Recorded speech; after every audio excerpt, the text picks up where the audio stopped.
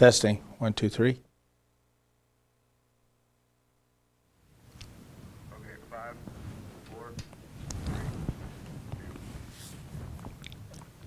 Warning, censorship. Warning, censorship. Warning, censorship. Good afternoon, ladies and gentlemen, and already you're laughing. You have tuned into the Rebel News live stream on this, a Thursday, June 3rd, 2021. I'm David Menzies, and normally I'm joined by the she-devil with the sword, the Khaleesi of Northern Alberta. That would be Sheila Gunn Reid, but Sheila is super duper busy covering important court cases, plural, yes, that's how busy Sheila is. So I'm delighted to have with me, well, so far, high energy Andrew Says. How are you doing, Mr. Chapados? It's been a long time. I don't think we've been together on the air since we've been on the new platform, so it's nice to be with you. You guys can't see, but he's got a whole 50 things on the desk here. He's got his glasses, he's got his newspaper, he's ready to go, he's ready to report to you. Hello to all the people on the alternative platforms, Rumble. I think we're on Super U, yes, Justin? Yes, we are. I think he's nodding his head. And of course. And Odyssey as well. And Odyssey, we can't forget those people, and YouTube, where we're hated. Yeah, Odyssey is not just a minivan made by Honda. It is a fantastic platform, so come on over. Maybe they should do a giveaway for Honda Odyssey. The first topic, of course, David, is Dr. Oh, wait a minute. Don't you, this isn't the part where you normally tell people what we're trying to do here in terms of them weighing. No, that's your job. That's Sheila's job. We're bringing you our best and biggest stories. We're bringing you stories from around the world, of course, that are in the news. And normally we would want you to super chat, but we are deplatformed. So we can't accept your super chats from YouTube. And we also want to give you some of the insight on our biggest campaigns right now because, as you mentioned, Sheila Gunn Reid is covering multiple court cases, and we're winning court cases. Yep. There's going to be updates coming from that. A lot of people in Canada are saying they're fighting this and they're fighting that, and you know that I don't believe them and that I don't trust them. But Rebel News is fighting and winning things, David Menzies. Yes. We have, is it over 1,000 cases on Fight the Fines? Yes. At least 1,100, possibly 12 or 13. And we'll have another one coming up. I just got served with a summons by the Peterborough Police. But we shan't be talking about that right now. Before we get to the Fauci emails, I just want to get one thing off my chest. I know this is literally yesterday's newspaper. That's Leafs GM Kyle Dubas on the Sun yesterday. Boy, blunder. And boy, is he ever a blunder. And I'll tell you why, folks. I like to keep these things so I can refer to them in a historical fashion. This is the cover, beautiful front page cover of The Sun on May 20th, the day the series kicked off between the Leafs and the Canadiens. It's a vintage shot. Ken Dryden, Darryl Sittler, Lanny McDonald, Serge Savard. Boy, it makes me pine for 1979, the last time these teams met. And of course, the Leafs were prohibitive favorites, and they lost.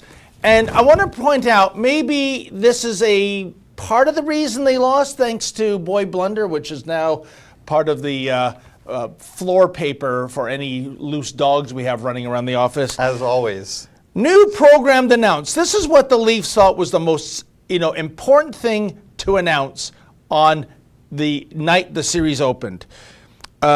Late Wednesday, the Maple Leafs announced new management and coaching development program aimed at inclusivity in 2021-2022. They will provide a full-time 1-year contract within the hockey office, one each in coaching and management to Black, Indigenous, marginalized, racialized candidates who are looking to gain exposure in a pro sports organization.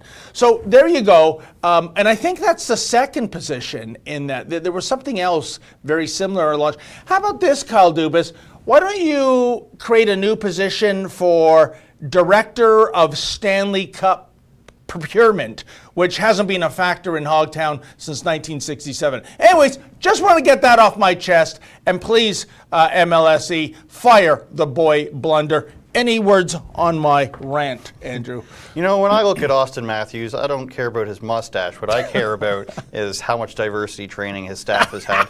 And I'm confused by the Toronto Sun. Is there no Rob Carbone photos available for them to put on. You know, since we're running Rob Carbone as the savior and the truth teller that he is, let's run him on weekly on the Toronto Sun. To get to more liars. Yeah. Let's, Dr. Dr. Good Fauci. segue. Thank you, Dr. Fauci. The first one we want to talk about is the email. You know, when you look on Twitter and you look on a lot of the mainstream media outlets, they're just saying, "Why are people interested?" That's the go-to line. Why are people so interested in Dr. Fauci's emails? It's nothing. And they even had an interview with him on MSNBC about how fun. It's the same thing as Hillary Clinton. So this first one we got to is he told top doctors he was concerned about the gain of function. So basically what happened there was they were going through emails back and forth with him and his staff, and they wanted to know if the funding had come in or had been halted before the gain of function was going through. So basically they wanted to know if the manipulation of the virus was still, when they were doing that, they wanted to know if they were still funding the Wuhan lab, which of course Justin Trudeau also funded. So there's a whole bunch of stuff that he was doing that they were concerned about, things that they were funding, manipulating the virus to see, their excuses to see how it attached, the SARS and COVID viruses attached to people so easily. And they came back to him saying, you know, we've manipulated this, we've created this, and we found out that it attaches really well to human air passages. Now, they're going to say that it was by accident, of course, everything. We can't prove that. But what we can prove is that they were very concerned about this and that they were manipulating a virus in the lab. And one of the emails Dr. Fauci got... Oh, and by the way, if I may interject, Andrew, and back then, you'll remember, if you speculated about that, you are a conspiracy kook.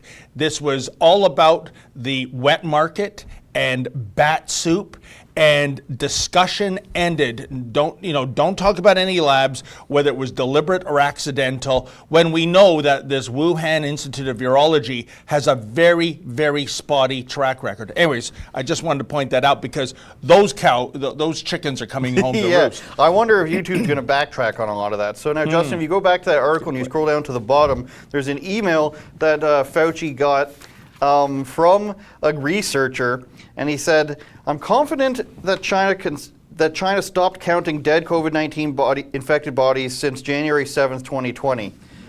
They've been adding fabricated data to save face to the world and their people, an impressive flattening of the Chinese curve." So basically this guy is telling Dr. Fauci he's done all this research and he thinks the Chinese COVID death counts are fabricated, and he says he's got proof and it's easy to spot.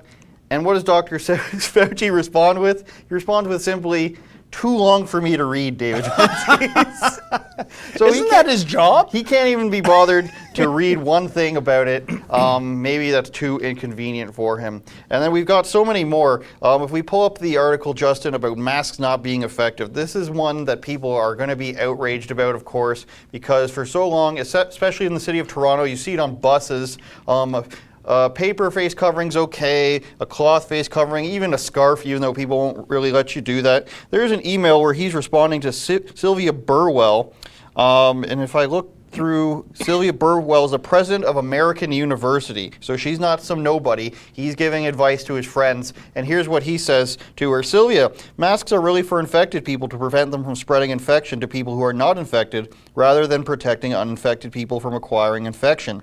The typical mask you buy at a drugstore," which of course is those paper surgical masks, "they're not really effective in keeping out virus, which is small enough to pass through the material. It might, however, provide some slight benefit to keep out gross droplets if someone sneezes or coughs on you.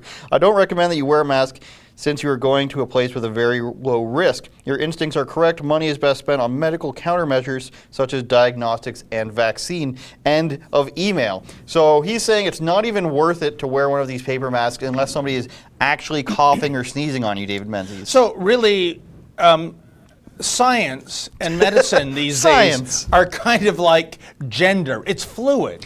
It's not okay then, but it's okay now. It's like Doug Ford in the space of 21 hours on Sunday deciding that going from nobody's getting in to see the demise of the Leafs on Monday in the playoff game at Scotiabank to, you know what, 550 and only 550, and because 551 folks in the arena would be a super spreader event. Oh, and by the way, everybody has to have full vaccination. That was historical. That was Toronto's first vaccine passport event, Andrew. And you mentioned something about getting on the TTC. That's the Toronto Transit Commission, the public transit here in the city, folks. And I remember, I'm kind of like an elephant in certain ways. I remember going back to February of 2020 or March of 2020, and there were individual drivers putting on masks, and they were being threatened with reprimand, with being suspended or worse by the TTC, the head honchos, the administration, and it was a union fight. And then suddenly we went from that to you've got to mask up or else. It went 180. But clearly, what you're showing here, F is for Fauci and F is for fraudulent, and that is what this is all about. And also, to your other point, that is true, folks, what Andrew alluded to. The fact checkers at Big Tech would not allow you to speculate that this was potentially a man-made virus going back a year ago. You were censored from saying that. And again, look what we're discovering, eh? It's shocking. I'm willing to bet, David, that for the Leafs game, they had the number at 500, and they're like, wait a minute, we have 50 friends and family, like a car dealership, a friends and family discount, as we saw, as recovered yesterday, I believe, or possibly the day before, about how there was people who weren't frontline workers there. There was investors, and then there was consultants, and that was a great. If you haven't seen Ezra's monologue about that, folks, that was fantastic. We found, as we suspected, that these weren't the battle-hardened healthcare and long-term care frontline workers who are exhausted from endless COVID-19 cases. But guess who was in the crowd? There were some frontline and long-term care workers, but there were also the health bureaucrats. And he mentioned one of them, I forget her name, she makes over $600,000 a year. These are the suffering, unelected, non-accountable health bureaucrats that for more than a year now have been wagging their finger. Stay at home, don't go anywhere. Game 7, Leafs and Habs. Hey, thank you, MLSE, for this invite. What? Andrew, can you believe how tone deaf these people are? Well, one of the other guys who was there has been telling people the whole time to stay at home and not to venture out for any events such as this, but it's okay. And another thing is... It's okay. Because it's okay. Exactly. Another thing is they're fully vaccinated and they're still wearing masks, even though they're all healthcare workers and they could obviously know what to do and what not to do, such as sneeze and spit on each other. Oh yeah, and this was a taste, folks. I don't care if you care about hockey or not, but this was a taste of things to come. The vaccine passport, yes, the government's not going to force you to get the jab. And no, you're not going to be rounded up and put in a quarantine hotel. But if you want the full meal deal of your rights and liberties, if you want to go to a hockey game, if you want to go to a rock concert, if you want to get on a bus, if you want to get on a plane, your papers, please. Oh, you're not vaccinated? Sorry, no flight, no concert, no game for you. That's where we're going. We're going to have a 2-tier right system, and it was just tried out in Toronto on Monday. New York is going full blown with this. Their playoff games, for basketball, their baseball games, all doing vaccination passports. Yeah. Luckily, UK has withdrawn that, whether it was a pretense to let people be okay with being locked down further. I don't know. Israel has withdrawn theirs as well. We got 2 more emails, and then you want to talk about Doug Ford, which of course we all can't wait for in a vengeful sort of way. Back to the masks are not really effective document, Justin. There's another email in that article. Somebody very smart wrote that article at David Menzies, named Andrew Chapados. It's in response to an email from a guy named Kai Kupferschmidt. He is a science magazine writer, so he's asking him his advice and his response to some of these topics. And all you really need is Fauci's response here. He says, Kai, there's an error in my previous statement to you. I meant to say that, quote, most transmissions occur from someone who is symptomatic, end quote, not asymptomatic. I'm really tired, not much sleep these days, says Dr. Fauci. Best, Tony, he says. So most transmissions are from someone who's symptomatic, not asymptomatic. And in that article, you will see a clip of Dr. Fauci disagreeing with the WHO when they say it's very rare for somebody to be asymptomatic and pass on transmission. So he's literally going back on what he said publicly. Not only did he not say that publicly, he refuted somebody else who said what he's saying in the email publicly. So, you know, he's a very trustworthy guy. Nothing for him to gain from all of this at all. And the last email is from the Praise for Natural Origin story article, Justin Terry, our wonderful producer. So, Dr. Fauci, as you may know, said that it's not a man-made virus. It didn't come from inside the lab. It came from the wet markets, as David Menzies saying. It occurred naturally. It's an unfortunate event. It's a natural transmission. And so the person who emailed him, Peter Daszak, is the head of a large organization which is publicly funded. And he writes to him, he says, I just want to say a personal thank you on behalf of our staff and collaborators. That's a bad word to use when you're talking about stuff like that, collaborators, for publicly standing up and saying that scientific evidence supports a natural origin for COVID-19 from a bat to human spillover, not a lab release from the Wuhan Institute of Virology. From my perspective, and you'll like this part, David Menzies, your comments are brave, and coming from your trusted voice, we will dispel the myths being spun around the virus origins. And that's the Justin Trudeau voice, stunning and brave. And what does he say in response? Just many thanks for your kind note. Incredible. David Menzies, comments on that, or do you want to go right to your best friend, Doug Ford? I just want to end with one note. Tucker Carlson, the great Tucker Carlson of Fox News, in his commentary last night, he had a great point because the term Bill Gates comes up more than 24 times in the Fauci emails. Fauci regularly talks to Bill Gates, and I love this line. Why? Bill Gates isn't a doctor. Bill Gates isn't a scientist. Bill Gates is a very rich man who made billions making mediocre software for office computers. So why would Tony Fauci be in such regular contact with Bill Gates? Has Bill Gates profited in any way from Tony Fauci's COVID-19 guidance? That would definitely be worth noting immediately, and yet we don't know. Our media doesn't seem interested in finding out. And that's true if you look at the softball line of questioning. And also, as Tucker made note of, and I find this disturbing, if you drive around, even today, into the rich suburbs of Washington, D.C., you will see signs on the lawns of multi-million-dollar houses that say, "Thank you, Dr. Fauci." There's songs, there's dolls of him. And David Menzies, all these conspiracies, even about Bill Gates, they're slowly coming true. I can't wait to see what's going to come out in the next year or so. Maybe we should go to Drea Humphrey before we go to more other stuff about this, Sure. just to get some of our content up there. Drea Humphrey went to an Unmask the Kids protest, which of course was heavily policed, as you imagine. Some parents wanted to stand up against their children. One of the mothers stand up for their children against the masking in schools. One of the mothers said she heard that children were passing out from physical activity wearing masks, and another one said she had just had enough once she heard children had to wear masks in phys ed, which makes no sense because the gyms will tell you that you don't have to wear a mask when you're working out because it's dangerous. The WHO says that on their website. They have like a video and a graphic to tell you how dangerous it is. Of course it's dangerous. It is. You're restricting your oxygen intake. Football players, when they go onto the bench, they put an oxygen mask on. They don't put a mask on for safety. Maybe they do now. Do we have that video ready, producer JT, not John Tavares? All right, let's go to Justin Trudeau. We keep in touch.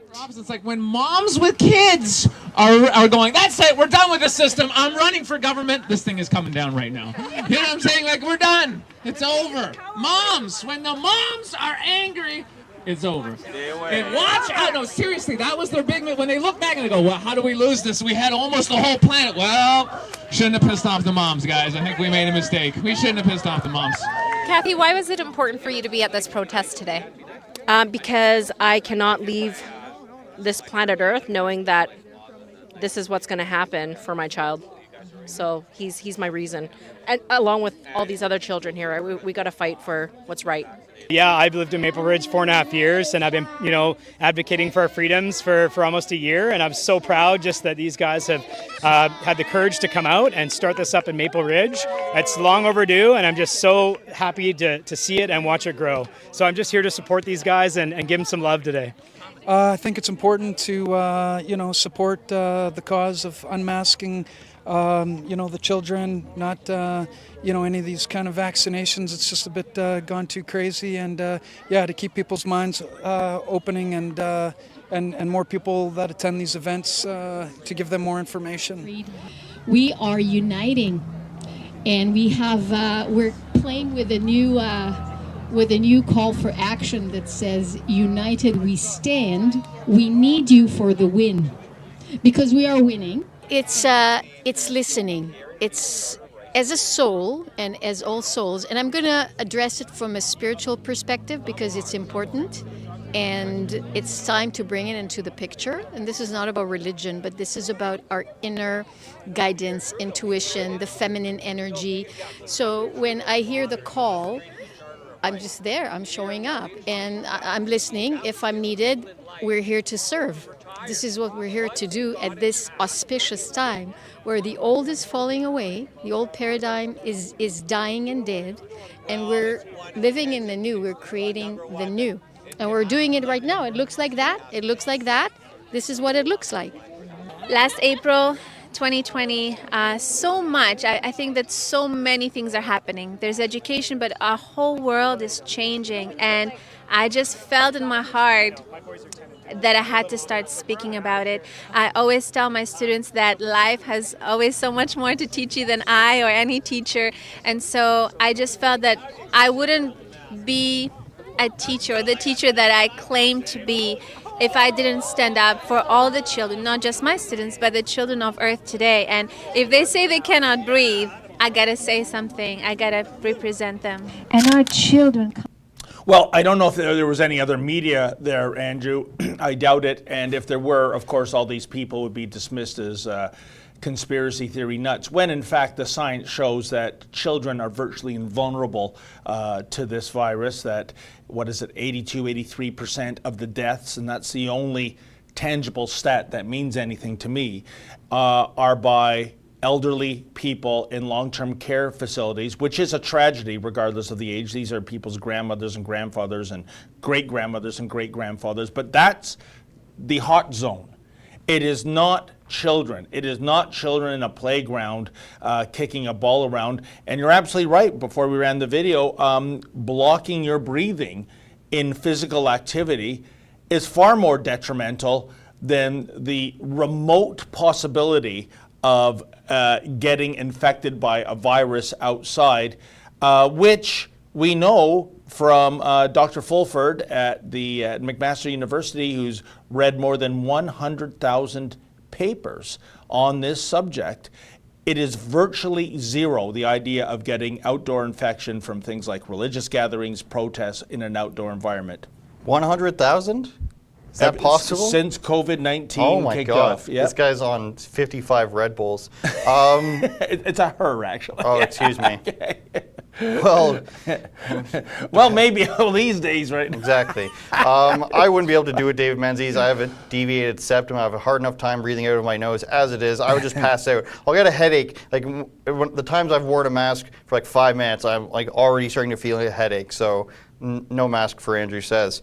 You were particularly enamored by one of the loveliest of Doug Ford stories that he shared on his live stream yesterday. He just gets into his mode where he thinks he's doing so well. He's like, you know what, before we go, folks, I got a story to make up and tell you right now on the spot. And he's so like, I would never be this mean like a year ago, 2 years ago, but he's so like stupid that he's just like, I'm gonna make up this great story, you guys, and nobody's gonna be able to refute it. So either he made up this story, or the most ridiculous instances happened, and he's possibly breaking his own orders. You're Yes. allowed to be with other people up to 5, but that would mean that there's nobody else other than the kid himself and the father there. So Yeah. there's no more than two other people in this home. He was masked the whole time. He was distanced the whole time. There'd be so many factors. Oh. He's going out for a non-essential reason to go visit somebody. There's so many factors that would go into this to decide if it's for a regular person, they should be ticketed or not, but that's not what happened. David Menzies, you want to give a good recap of his story? Yeah, it was his last anecdote at the press conference yesterday.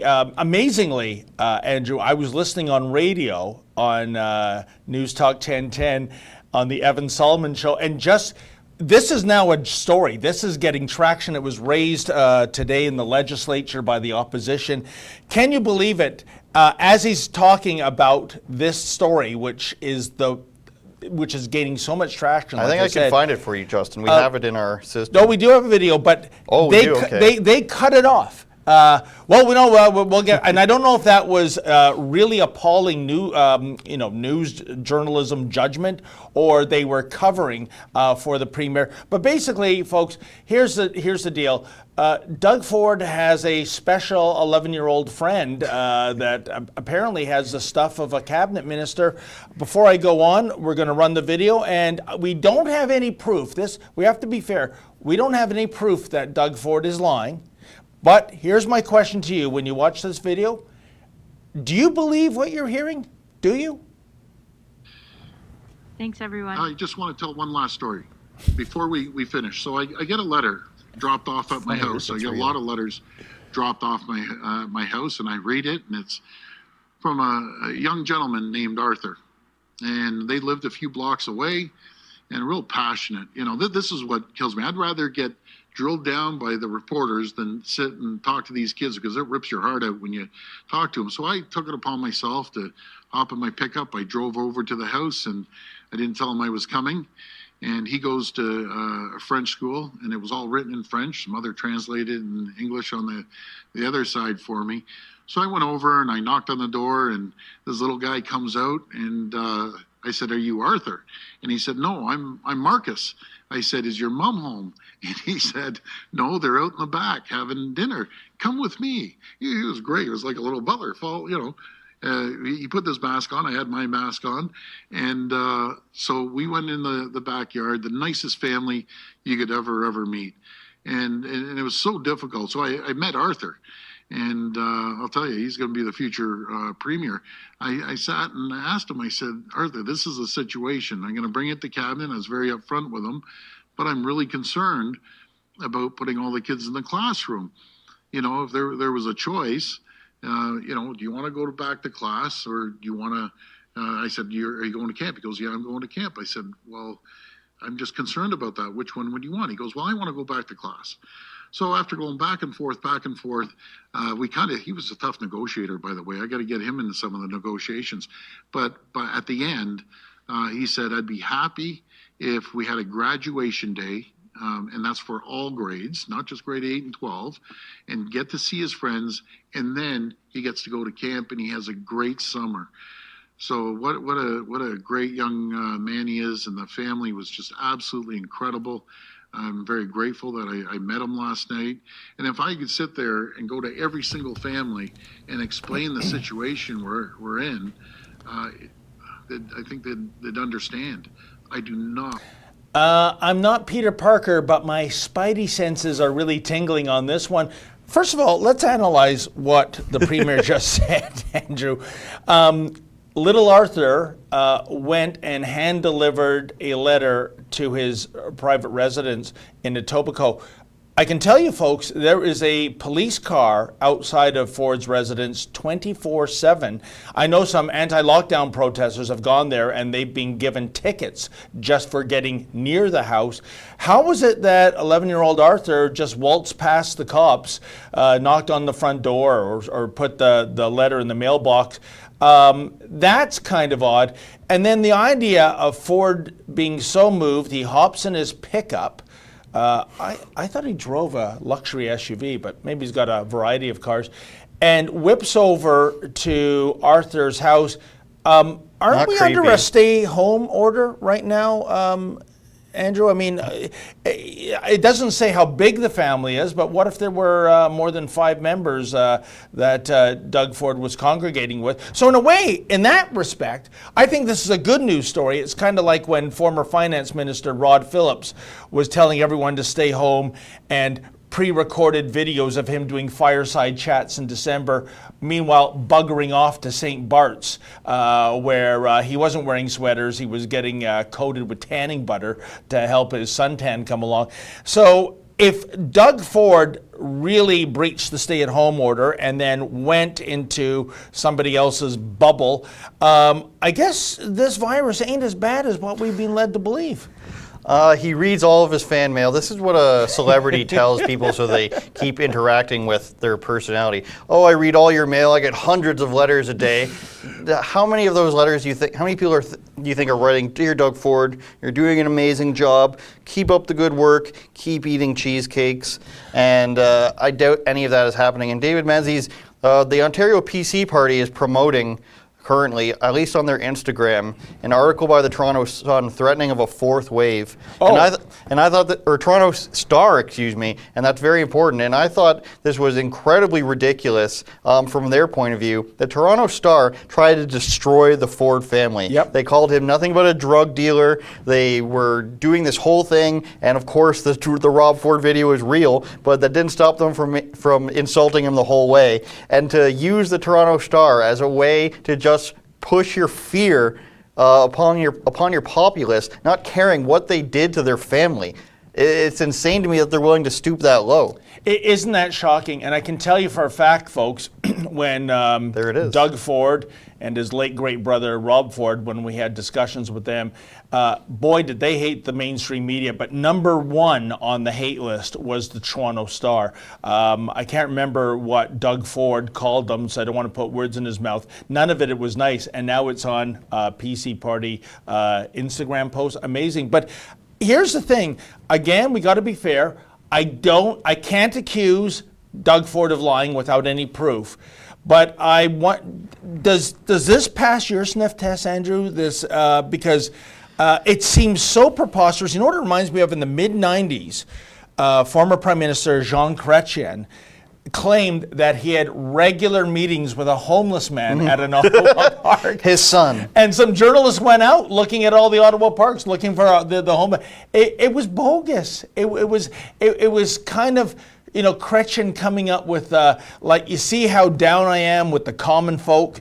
And that's the vibe I'm getting here. Little Arthur, the 11-year-old with these concerns. It almost seems like the storyboard for an ABC after-school special. And I got to tell you, I was laughing en route to the headquarters here, Andrew, at the sparring going on at the legislature today when the NDP, I can't remember which member it was, suggested that the Ford PCs put Little Arthur into a cabinet position, given his great insight. And Ford was furious, saying that Arthur has more integrity in his little toe than the whole lot of you. But does he, though? Listen, can we see Arthur? Can we have, or not even see him? Or how about his father or mother call in and go, yeah, it's true, we don't want to give our surname or where we live, but he did that because, I don't know, like I said, I can't call Ford a liar on this, but wow, this is a hard sell. They would just pay a kid 10 grand to say he's Arthur, and then it wouldn't matter. I think the least believable part about the story is that he followed all the rules properly. I mean, they didn't sanitize their hands before they shook hands. I mean, did he wear a mask at all times when he was within 6 feet? Of course not. None of these rules are consistent. The only thing that made any sense ever was keeping your distance. Of course, you can't get sick from somebody if you're keeping your distance. But as we see from the Fauci emails, the paper masks don't work. Your scarf doesn't work. I mean, even the efficacy of N95s only works when the globs of spit are big enough and attached to other thing where they're big enough for the mask to stop them. They're not meant for that stuff. They're meant for dust. They're meant for construction things. They're not meant for tear gas. They're not meant for real viruses, and we can buy them all up if we want, David Menzies, and then sell them back to China. Yeah, well, so says you, Andrew, but I want to know what little Arthur thinks. That's who I'm taking my Well, I did a video a few months back of the cartoon Arthur, who was very pro Black Lives Matter and everything. And so maybe we can get his advice too. Maybe. That Arthur's a bear, isn't he? And Arthur is an anteater of some type. An aardvark. David Menzies, animal lessons, aardvarks, bears. I don't know where you got bear from. I'm sorry for misspeciesism. That didn't roll off the tongue nicely, but you know how they say misgendering. I guess I did that to Arthur. I got his species wrong. Segueing into a different species, Aviamini. He's yes. of the Australian species with his crazy hair and his cool accent. He has been pumping out great videos the last week or two. Not to say his other videos aren't great. I shouldn't even have qualified it. But what does Arthur say? What does Arthur says? He says Avi's an aardvark. But these videos have been great. He's been exposing the Melbourne and Victoria police for what they are. Playing pretend to not know who he is, trying to punish him for things he's not supposed to be punished for, like having to wear a mask while he's reporting. They're pushing over parishioners. They're doing all sorts of crazy things. And I think that other Western countries look at Australia and they say, can we adopt some of their tactics here? How much of a lockdown can we get away with? Because they're locking down there in Melbourne, Victoria, for less than 10 cases at a time. They're going hard lockdown, hard stay-at-home orders, the 5-kilometer radius. So Australia's up here at their lockdowns. We're just below them. Doug Ford doesn't want curfews and kilometer radiuses, but he'll do all the other things. So let's go ahead and play Avi's latest video and go back to his page on rebelnews.com and watch the rest of his videos that he's been posting, and they're all good. This is just the latest one from today. This is just from the Assistant Commissioner Cornelius, Mr. Cornelius. So Okay. that's for you to read. It's pretty much just strongly advising you guys to not come into the city tomorrow in breach of the trail directions and in breach of coming into the 5K radius. That's all it is. Why us? As in, who's us? You're I'm just obviously saying, so this is from our Assistant Commissioner. I don't know anything more about it. It's for you to read. We're just here to deliver it. That's all I can say. So everything that's happening tomorrow, or that you want to come into the city tomorrow, it's just strongly advised that you don't do it, that you don't participate, and that you're not there. Otherwise you'll be in breach of everything. So that's all it is. We're going to go because we've delivered that, and that's pretty much all we need to do. Okay. You're an independent journalist. We've watched your work throughout the lockdown. You've never organised anything. Tell us what happened. No, so the police rocked up at my house yesterday. So somehow they got my address. I wasn't home, I was walking the dog. And my wife went down and they handed her a letter from Luke Cornelius, pretty much to say that I shouldn't be here today because I'm a protest organiser or, causing trouble, whatever it is. But, I've done a lot of work throughout this year, very hard work actually, to establish that I'm actually a credible independent journalist. Now, I don't know what kind of research the police have done, or they're just sending out random letters to everyone. But I feel like it's very targeted because I've never organised anything. And it's very clear that they've watched my work previously as well, because some of them have commented on it previously, in person I'm saying. So they know who I am. So to actually send that letter to ensure that I don't come today, to cover what's happening today, is just over the top. And it's frankly something that I don't expect to see in this country. It's just shameful, really, to have the police rock up at night to stop someone who's a journalist or a part of the press, to stop them from doing their work the next day. When we first walked in the park today, they stopped me and they said, you're not an accredited journalist, as in Victoria Police hasn't deemed you a journalist, and they tried to arrest me. There was a whole interaction. They called legal, and then they realised they lost the argument and they wouldn't apologise. The point is that Victoria Police are certainly picking a side, saying, if you are critical of our police overreach, our behaviour, our police brutality throughout the previous lockdowns, and you're coming here to expose what we plan to do today, we're going to shut you down. Yeah, I mean, that's pretty much what's happening. There's no other way to explain why they would come and why they would ask for details like that, And there is no such thing as accreditation from the Victoria Police for me or you to come to a public space and to cover something that's happening in our community. As independent journalists, as people who are working within the community and doing the work that we do, that people watch and people listen to us, and they're expecting us to do this kind of work as well, we have every right to be here to capture what they're doing in public. Now, if they're not doing anything wrong, there's nothing for the police to worry about. So they should not actually care at all that the media is there. They should be happy that we're here to catch these interactions, because they're abiding by the laws and they're treating citizens of these states according to the law. But obviously, if they're trying to stop the press from coming, if they're trying to stop you from coming to cover what they're doing, they know that there's a problem, and they know that the community is working up to those issues as well, and they don't want that to be seen. I wasn't intimidated, but they came to my family home, and I have immigrant parents, and they found out about it, and they're telling me in the morning like, oh, don't go, you know how the police is. My dad's telling me, oh, I used to be involved in political activities back home, and it wasn't worth it because the police would treat you in a certain way. And I'm telling my dad, I'm in Australia, like, it's okay, I'm safe. As a journalist in this country, I should be allowed to step out and do this work without my parents worrying about me. It's ridiculous that it's come to this level. Well, Andrew, all I have to say is the Victoria Police are clearly bullies with badges. They are censorious thugs. Or in the words of the Montreal Police Service, hey, these guys are all-stars. I love the mandated glasses they have to wear, as if like they're not airtight. So unless somebody was directly spitting in your face, you're better off with like swimming goggles, I think. I wonder, is that for that reason, or is it in case they're going to deploy tear gas? I mean, that wouldn't do anything either. Okay. I guess you have inside knowledge on this subject. I do. You can't just wear sunglasses or safety glasses to protect you from gas. So. They're getting into soccer street fights. They're pushing over parishioners. They're pushing their force on reporters. They love picking on Avi. I love when Avi says, "You know who I am, mate." Oh yeah. Hey, you know who I am. And there was a clip there. You saw Avi talking with a bunch of police officers. I think that was posted on the weekend. Folks, I think it's one of the best videos this year that we've posted here at Rebel News.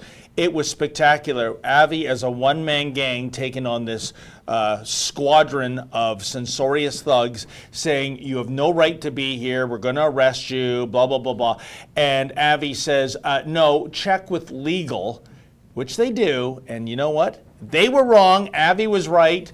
And then Avi pushes it one step further. He demands an apology from these cowards, and they are too dishonorable to man up and say, Avi, you're right. We were wrong. We're sorry we hassled you like that. We're sorry we tried to shut you down.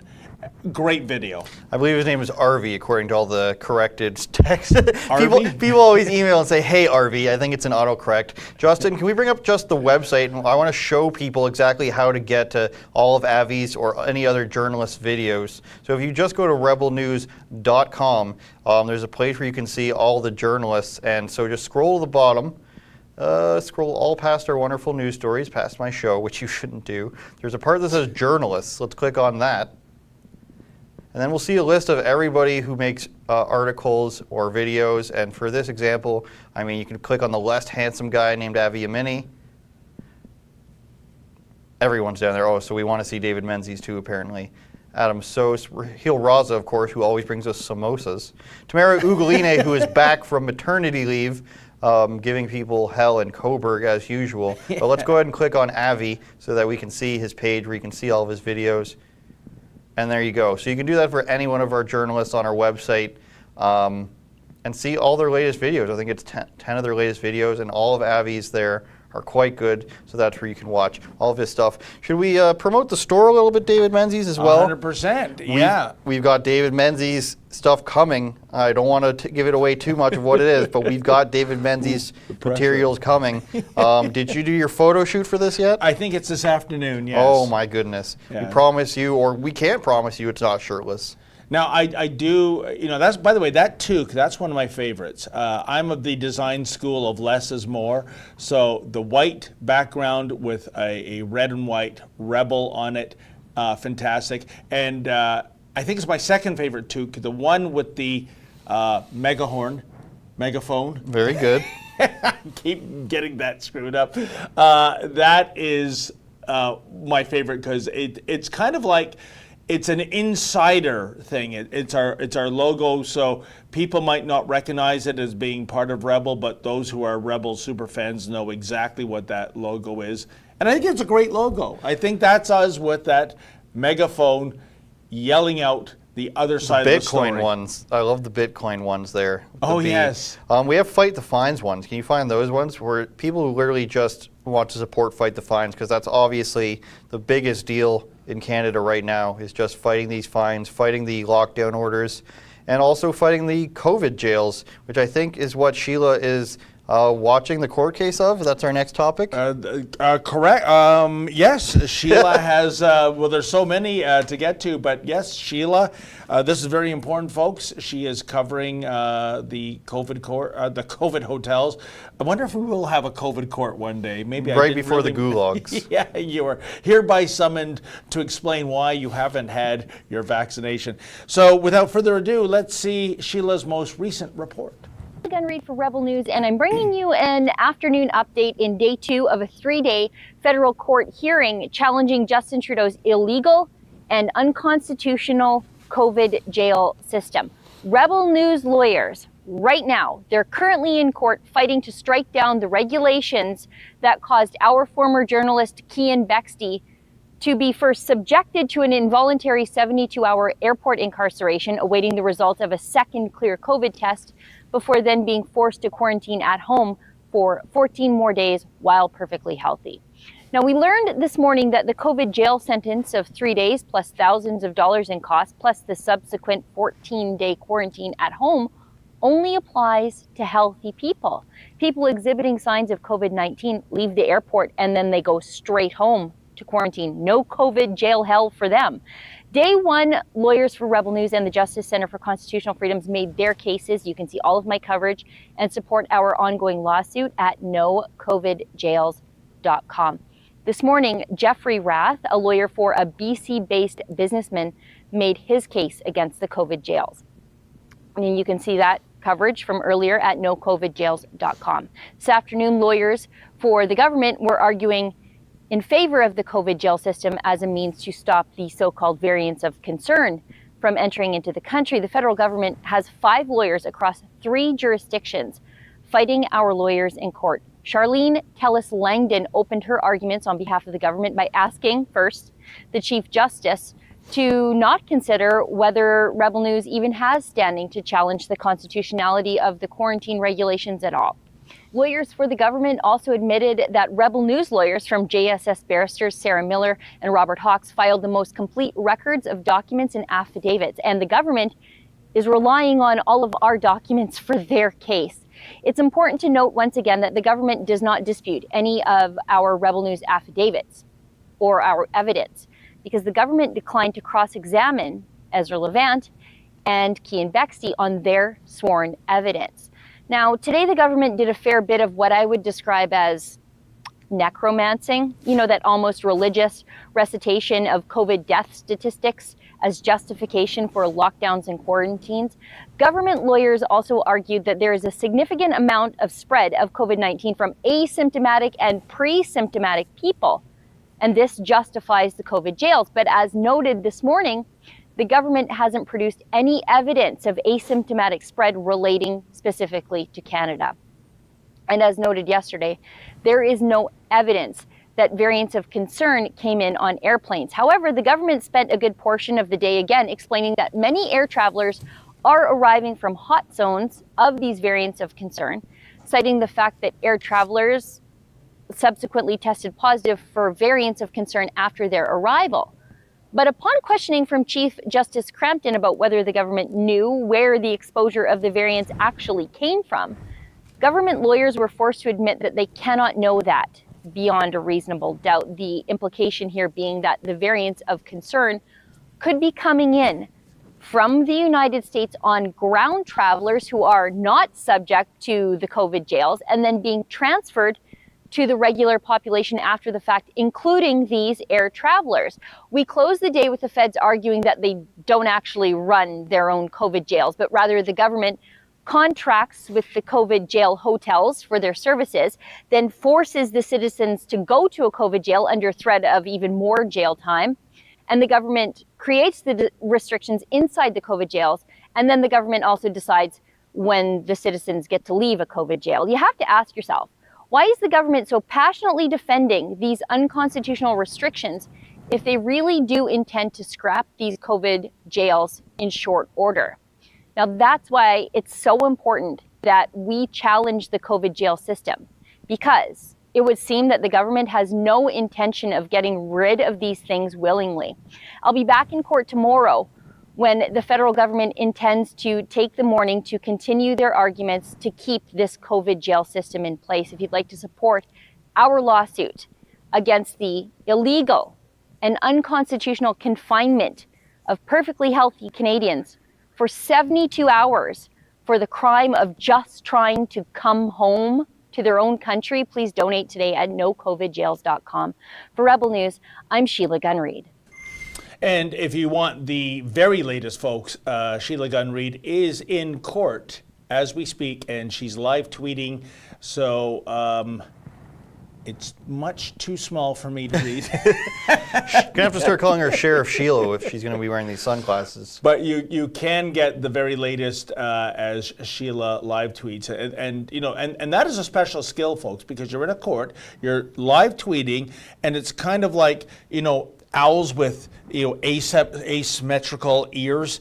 They have one ear a little low to hear the rodents on the ground, and they have one ear higher so you can hear what else is going on in the air. And that's what it's like when you're live tweeting, because as you're punching this out, you're also listening to the testimony going on. No, it's very hard. I can tell you've never done it, but Sheila is the best. She is the super uber multitasker. And to her question, and that's the key question that she asked at the end, folks, why are the Justin Trudeau Liberals still defending these unconstitutional measures, i.e. the COVID hotels?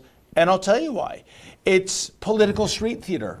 Andrew, it is the Justin Trudeau Liberals saying to people, look how we care about you. Look how we are trying to curb the virus, curb the spread. Anyone coming into our country, they must go to these COVID quarantine hotels. And we know, we've been covering this. The mainstream media will never tell you what we've been reporting. But food that is inedible, sometimes food that is dangerous if you happen to have an allergic reaction, alleged sexual assaults happening. This program is a fiasco with a capital F and has nothing to do with science or safety or health, and has everything to do with cheap politics. A lot of F's today, David. That's right. I've got another one, but I dare not say it. Pay your respects with F in the chat. I've got a story coming out about somebody who was in one of the hotels. They gave her the wrong food. They wouldn't give her tampons. She had to wait an extra 3 days because nobody told her she could leave. All sorts of crazy stuff, fight the fine stuff happening right now, particularly with COVID jails, so stay tuned for all the court cases. And the word you're looking for is court stenographer, David Menzies. There is a profession who listens to what's going on in the court and types it out. Well, yes. It's more difficult with a phone, for sure. I don't know how they do it either. But it's funny, no tampons, that is disgusting to deny somebody sanitary products. And it's funny because just last week we had Mayor John Tory and Mississauga Mayor Bonnie Crombie raised the flag for, what was it, menstrual awareness, menstrual inclusivity. I wasn't quite People sure. can have periods, perhaps? Yeah. And, I thought my bingo card said Jonathan Yaniv is where you're going with that one. Yeah, so. well, but what I'm getting at is that in their very cities, in these COVID hotels, if Andrew is correct, I have no reason to doubt him, that basic right is being denied. That's disgusting and despicable. And by the way, speaking of Mayor John Tory and raising flags, the other day, our ace cameraman, Mocha, and myself, we went to Nathan Phillips Square. It turned into a bizarre event. We thought there was a flag raising, and then when we got there, we were told it was already filmed, and it was a virtual flag raising that would be posted later by Pride Toronto. And then we saw what appeared to be a real-life flag raising. I'm still totally confused. Why don't we run the video and let's try to make sense of this? It's June 1st, and this is the kickoff to Pride Month here in Toronto. And we were told about a flag-raising event, but I'm really curious how public relations works in the city of Toronto these days, because normally the Pride flag would be on a prominent flagpole. Instead, it seems to be up the ramp in front of the two towers of City Hall. And when we came here to attend the flag raising, which is just going to kick off in a couple of minutes, we were told by security that it was by invitation only, including media. Well, I reached out to City of Toronto spokesman Brad Ross, and I'm actually quite surprised by the statement he emailed me. Hi, David. It's pre-recorded, meaning the ceremony, and no media are in attendance due to COVID restrictions. The recording will be posted at 1 p.m. by Pride Toronto. Thanks, Brad Ross. Now, I don't know. That looks like a ceremony to me. We're just a couple of minutes away from 1 p.m. So is that the new way of doing business here? Only select few on the public square get to attend a flag-raising event. Only select media will be invited because, well, the ones they invite probably don't ask the impolite and insensitive questions that I ask.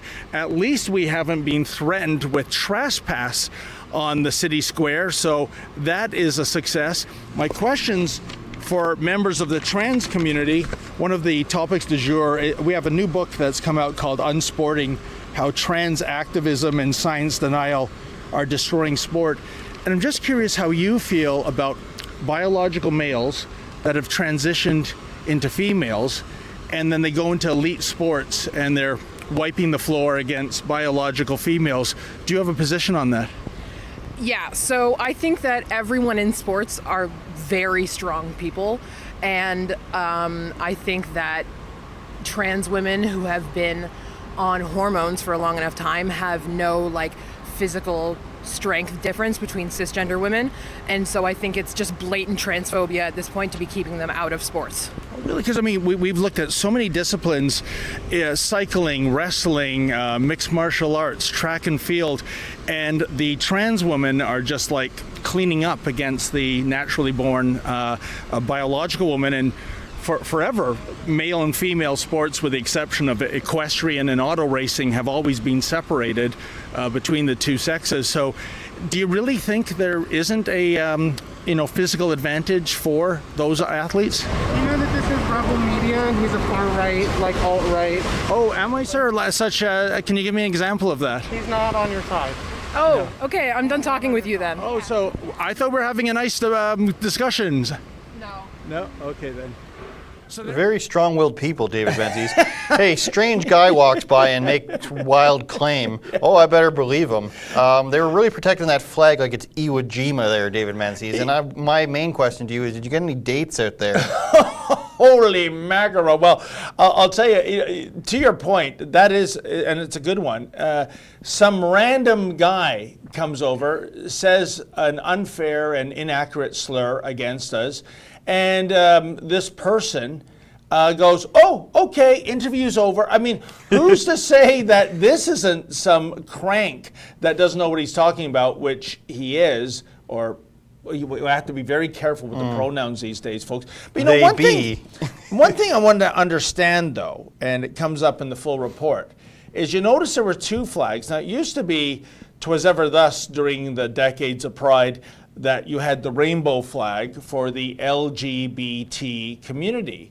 And that is, of course, lesbian, gay, bisexual, and transgender. But there's another flag. It's not the rainbow flag. It's baby blue and pink and white, and that's the transgender flag. So the point I'm getting at, Andrew, is that the T in LGBT is transgender, so why this double helping for the trans community, given, I don't know how many genders there are. I think the last report I saw was 128. But why is it, and I'm being quite serious here. I know it sounds like I'm joking, but why would you pick one letter out of that alphabet soup people community and say, yeah, you know what? They need a special flag as well. What's your take on that? That the person at the city who decided on this cared about that one the most, or that those are the people that complain the most, or else they're just bigots, David Menzies. If they're only going to have the trans flag and not the two-spirit flag and not the demi flag and not all the other flags, well, then I'm afraid they're bigots. And you know who else are bigots? The Conservative Party of Canada, for only saying LGBTQ2+. Including the two spirits. You think that the plus sign is enough CPC? Well, you forgot the other Q, you forgot the double A, you forgot the I, and the other P, okay? So if we're going to go down this road, then we need to be inclusive of everyone. Who is Aaron O'Toole to decide who gets included and not, David Menzies? They're sick bigots. They can't decide on who's most inclusive because they're sick and they don't care about people. You know, that brings to mind a interview with Stephen Ledrew, who used to be the president of the Liberal Party of Canada and was, until this interview on Fox News with Tucker Carlson, a media personality in Toronto. And it was about the Ontario Elementary Teachers Association. I think they were embracing a 28-letter initialgram of all the various genders. And very innocently, Tucker asked Ledrew, for example, what's two-spirit? And Ledrew said words to this effect. He said, well, Tucker, obviously, that's somebody who's confused. They don't know if they're fish or fowl, frick or fracked.